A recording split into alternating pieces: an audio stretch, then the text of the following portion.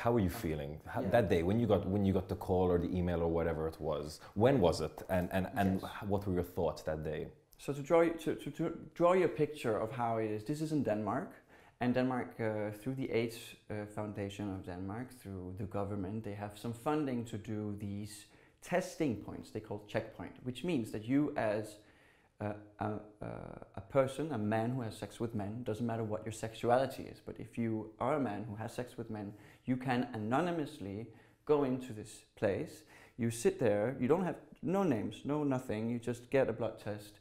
You sit and wait with a nurse or a professional person, or someone who is a professional in the industry, who can guide you while you wait about safe sex, about your behaviors. If you have any questions, any doubts and fears, they will lead you.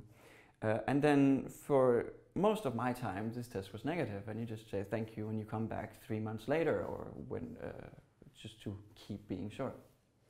But this particular day, I was sitting next to a nurse, and we were kind of chatting like we are now, and everything was fine. And it's this little thing, kind of like a birth, like a birth test, kind of. So you kind of wait for it to hopefully not change color, but it did. And she stopped conversation and looked at me and said, "Yeah, that's positive." And I just went silent.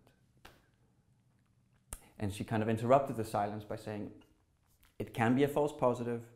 Let's take another test." And for the duration of that test, I was just staring at this little piece of paper, and it went positive again. And I looked at the nurse and I asked her, "What are the chances that this is false positive twice?" And she just shook her head. Okay. And when there is this, I remember denying it. Like no, this is not true. Like this is not happening. Like I wanted everything to kind of be undone. Like I wanted to undo everything I've done. I regret every single thing I've done up to this moment. And as I mentioned before, I kind of felt like alienated from my own body in an instant. Like all of a sudden, everything I knew about myself, every bit of confidence I had was ripped out of my body, and I just felt like I was in this vessel transporting me through time. It was really uncomfortable.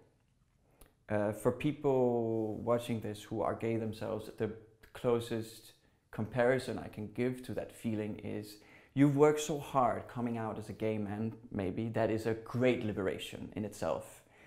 You come out to a community that, that you can feel a part of to some extent. So imagine having that liberation, freedom, and breath taken out of you and be shoved back in a dark place. And you feel about that the same community that you came out to, that embraced you, you're all of a sudden very afraid of, because the same community also has that stigma.